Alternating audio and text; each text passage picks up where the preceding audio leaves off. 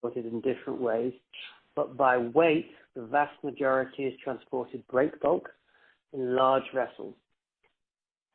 Break bulk cargoes tend to be between 20 and 50,000 tons. So the guy with the financial muscle and buying acumen to put those types of shipments together, he will be the break bulk operator in a place like Jebel Ali. And he may serve 5, 6, 10 off-takers from that cargo. He break bulks on arrival in Jebel Ali. Maybe 30 to 80% will be direct delivery straight through the port, and the balance may sit in the port as a buffer stock, like that. That happens with most of the bulk cargoes. But there are cargoes that come in container. Not many, but there are some.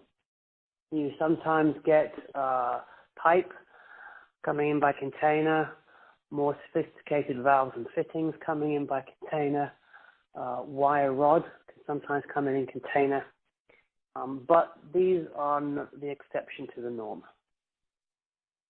Okay. And John, if you look at, the big ports, other than Jebel Ali, does any other port in the UAE have good break bulk facilities? For example, Khalifa or any of the Abu Dhabi ports or Hamria or anyone else? KIZAD has installed adequate facilities for break bulk, but it hasn't been able to attract shipping lines with any volume cargo, such to make it economical for the shipping line to call in either Jebel Ali and KIZAD, or only KIZAD and not Jebel Ali. Because of the volume of cargo that the vessel or the carrier has to drop off in Jebel Ali, that is the main drop-off point. Highly efficient, as we discussed earlier, and its cost per ton for the total port of call is very efficient. Plus, the onward transportation is efficient as well. So that makes it the port of choice for the main cargo operators. They will call Jebel Ali first. If you are a single party who has the capacity to, let's say, place an order of 30 or 40 or 50,000 tons, then you have the capacity with such a placement to place a voyage charter, and your vessel will come into your port of choice. Yeah. But if you haven't got the volume to dominate where the boat will call, and few people have, the boat will call in Jebel Ali and you have to go and get it there. So John, so essentially, it is a bit of a chicken and egg situation in that if you need to set up a steel processing cluster at anywhere else outside of JAFSA, for example, I don't know, KIZAD or Hamria or anywhere else, you'd also, which comes first? Do these facilities come first and then they therefore attract enough volume to get these calls that therefore make the business case for someone to set up in these free zones? Or because it strikes me as a bit of a chicken and egg, right? And what would the sequencing need to be there for?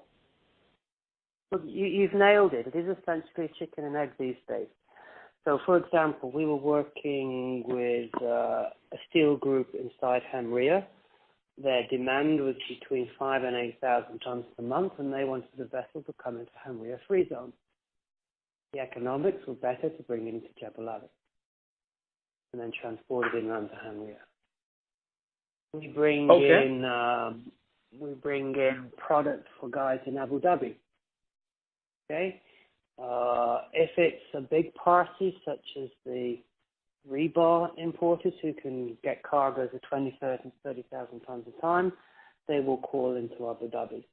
Anyone else calls into Dubai, and you have to take it on the truck route to Abu Dhabi. Inconvenient in logistics, but ultimately lower cost. Okay, that's what reality? It's a volume game. If you've got the volume in your business model, you can dictate where the ship comes in, and you've got to have a port who will consistently deliver the full service that Jebel Ali can deliver.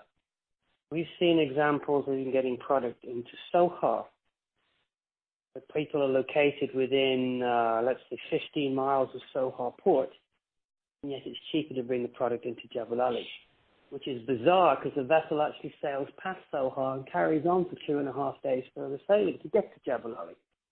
And you start adding insurance costs, marine costs, freight costs, etc. Why is that logical?